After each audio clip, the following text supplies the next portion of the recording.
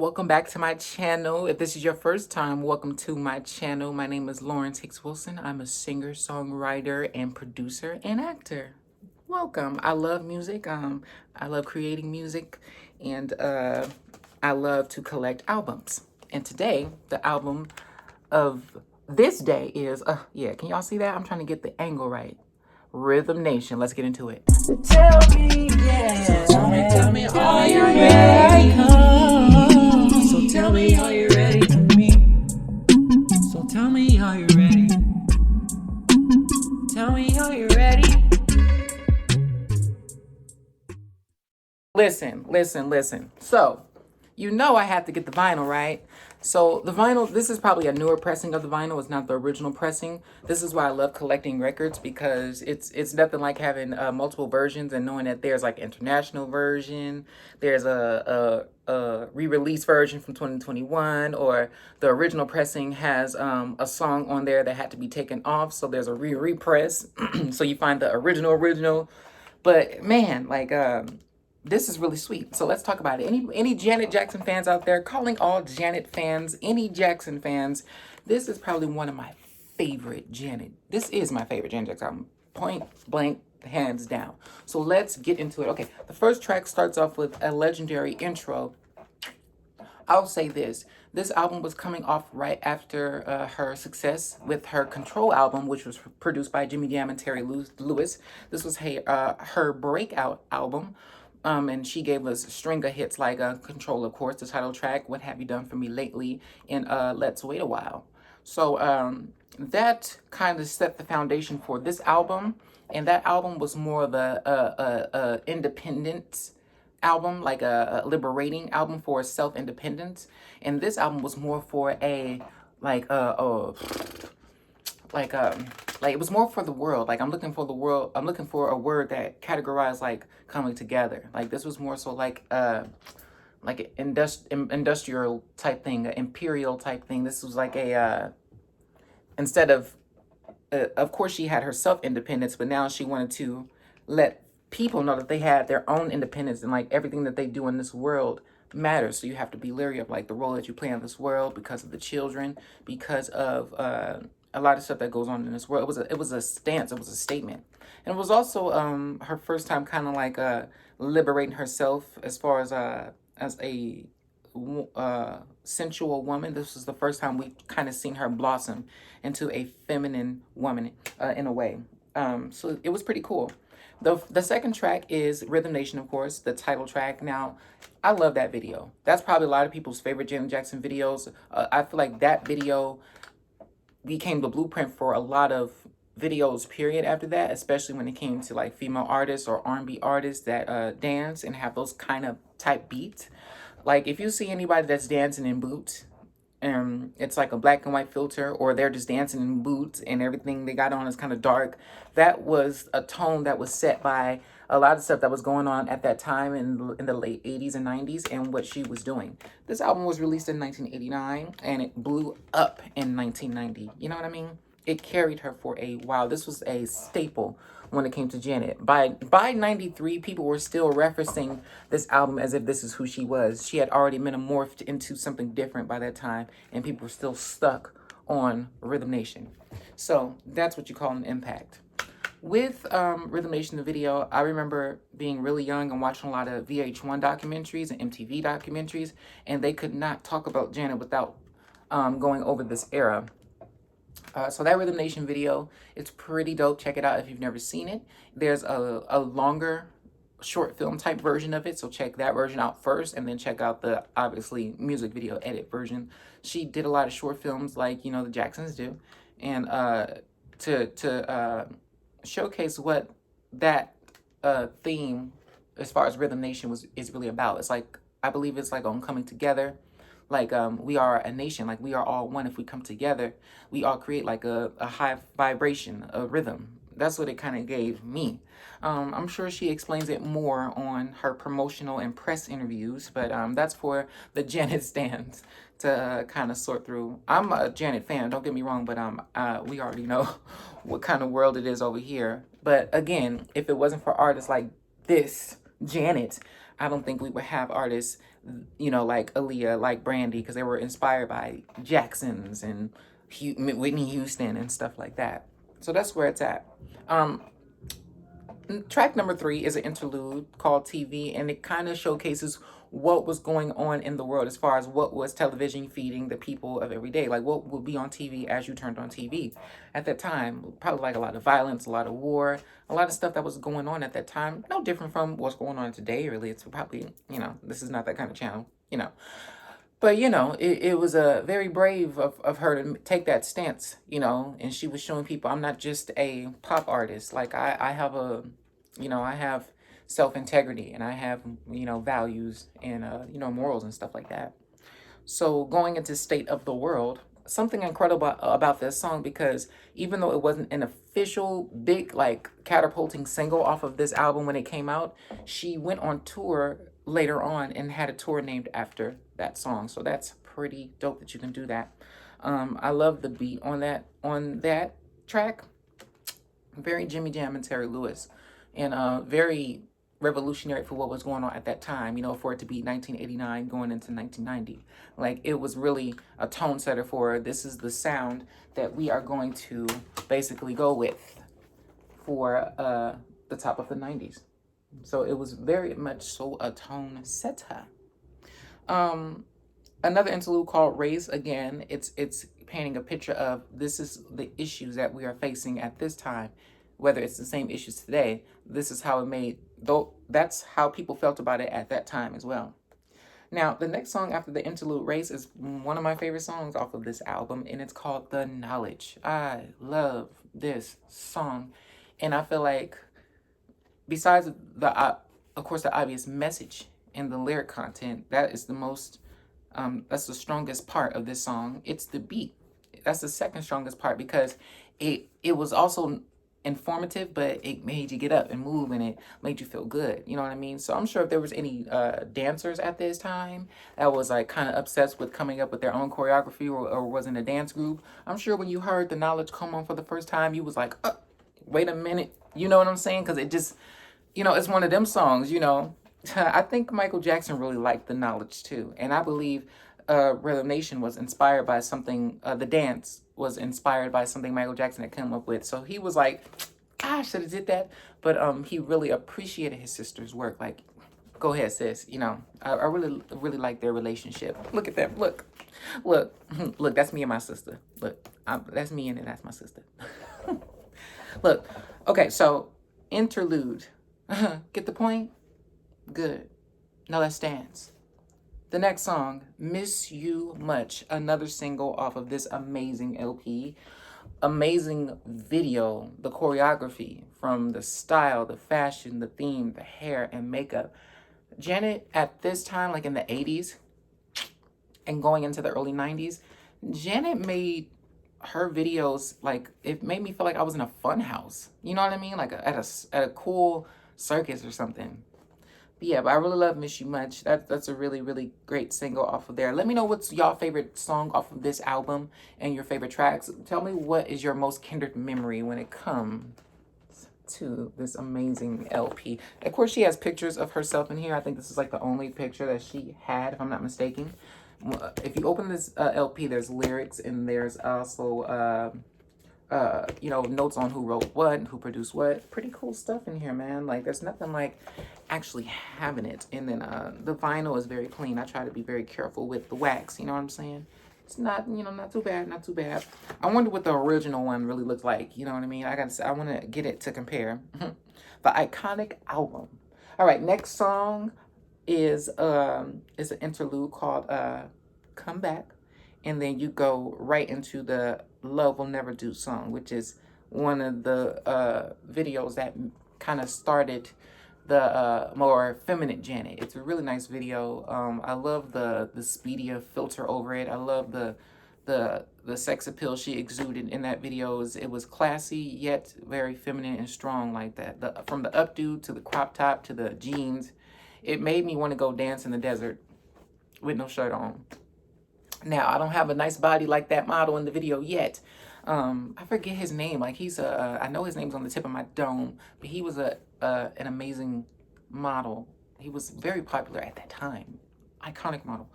It'll come to me. Y'all drop that in the comments. Y'all know who that was. The next song after Love Will Ever Won't Ever Do, it's Living in a World They Didn't Make. And this is, again, another sort of musical, political slash statement. And it's kind of, I don't know if it's scary for artists to kind of sing about political things, because it's like they just want you to be, you know, hey, you're just a little artist. Or I don't know, you know, or, you know, whatever that is.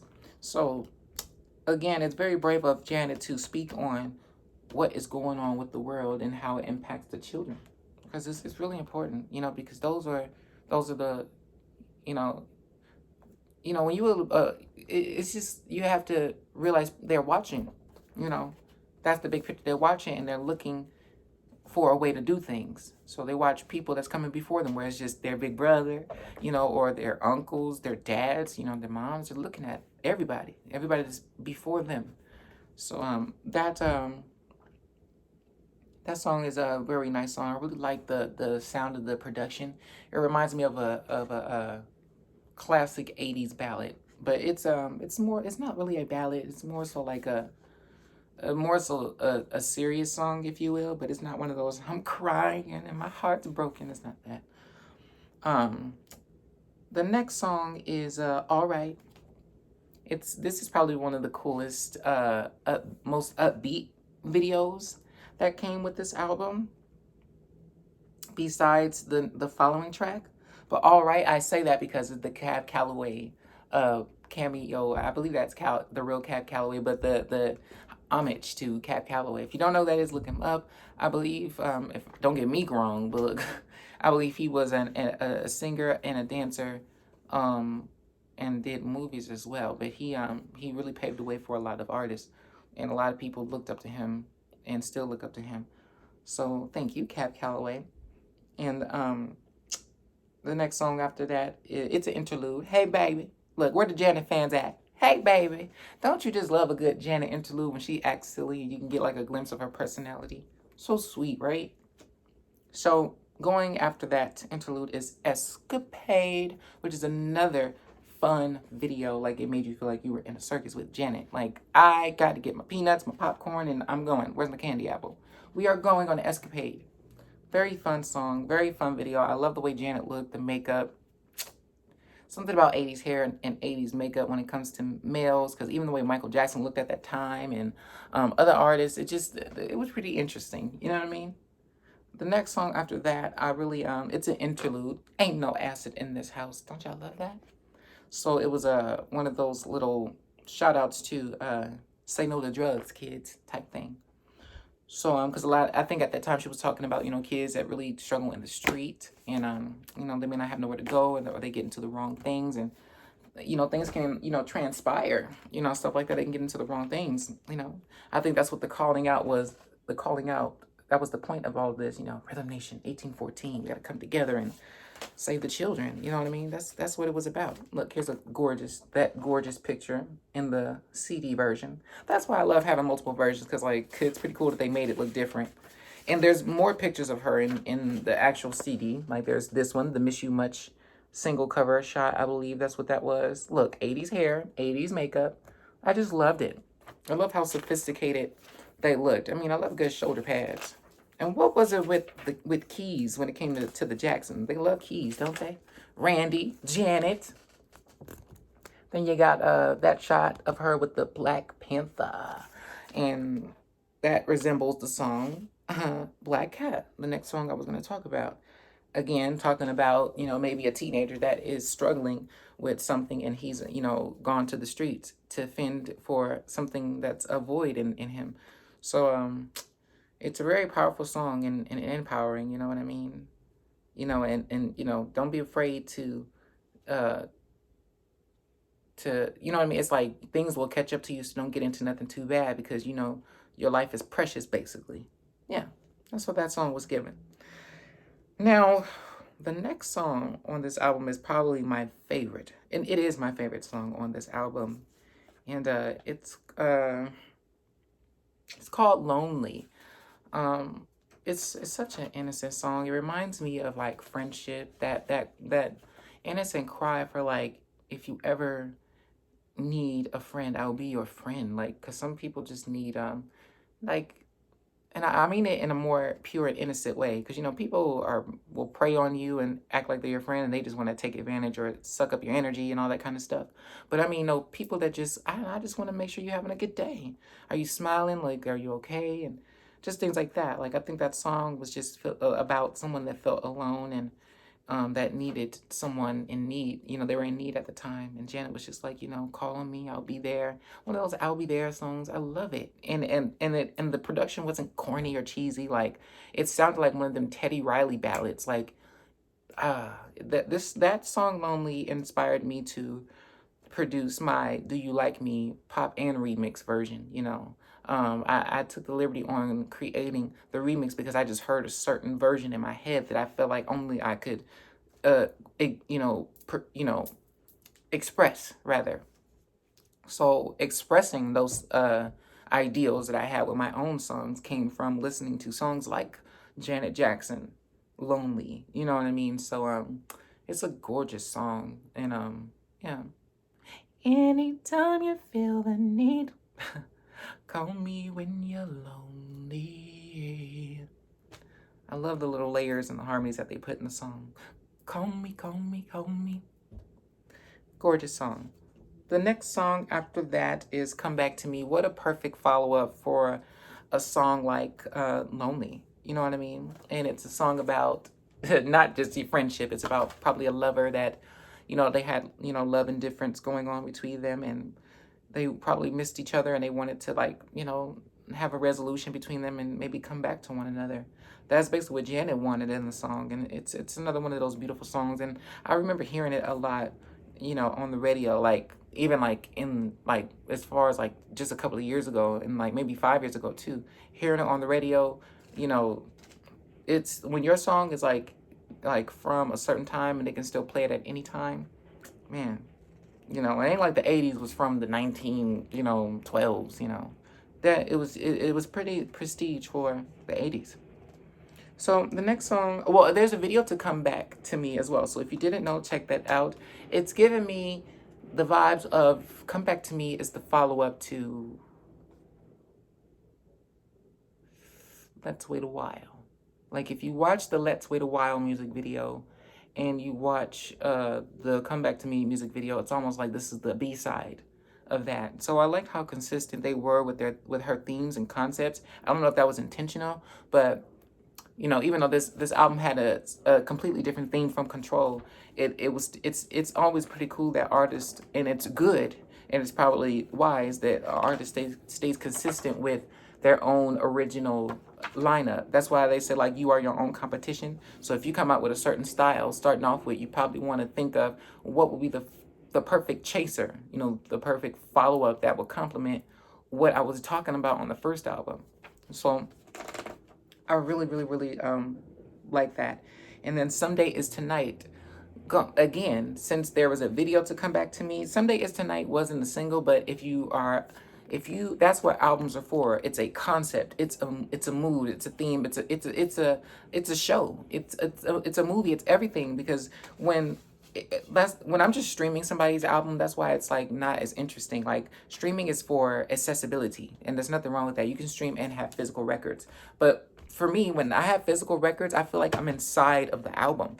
So going through this Janet show and this Janet movie, it feels like once we get to the scene of "Someday Is Tonight," or the chapter in this book of "Someday Is Tonight," it's literally the follow up of "Let's Wait a While." It's telling you, okay, this now is the time. I'm mature enough. I'm wiser. I'm strong enough. I'm secure in myself, and you know, I enjoy you. And let's keep it. And it wasn't overt. That's what was beautiful about being liberating in that way and being expressive in that way, letting people know that yes, these are all these parts of me, because you're human. So you can't just be like, oh, cringy and well, you know, if you're a kid, always, you know, obviously you'll get it later. Whatever, you know, turn the page, turn the page, turn the page. But being a young adult or an adult, this was very empowering for probably people that was like just turning 18, yeah, or people that was probably in their mid-20s or just turned 30, you know what I mean? So it was liberating, like, okay, now I'm at this point. This is the time. This is the right time. So I really like that. And then she closed off with Living in Complete Darkness. It's an interlude explaining what she truly meant about all of this on this record anyway. In complete darkness, we are all the same. Don't let your eyes deceive you. And the bell rings like, as if the lights went out. Or like time's up, times has changed. You know what I mean? A vibe. There's nothing like actually spinning that CD and having it. So if your favorite artist is Post Malone or Taylor Swift, you better be owning some of their records. Yeah, wait, hold on. Wrong eye. I winked with the wrong eye. But look, listen. This was an amazing body of work. Janet, we love you. Well, there's nothing that you can do about that, world. We love Janet Jackson over here. And if you don't own this record, go get it. I'm probably going to buy it on cassette eventually and look for the original pressing to this vinyl. And yeah, I'll see y'all in the next video. Y'all let me know what's your favorite Janet Jackson album and what's your favorite track off of this. And what do you think about this album? Because this album is a 10.5. I don't care what this like 10.5. Lord. All right, look, I'll see y'all in the next video. Peace.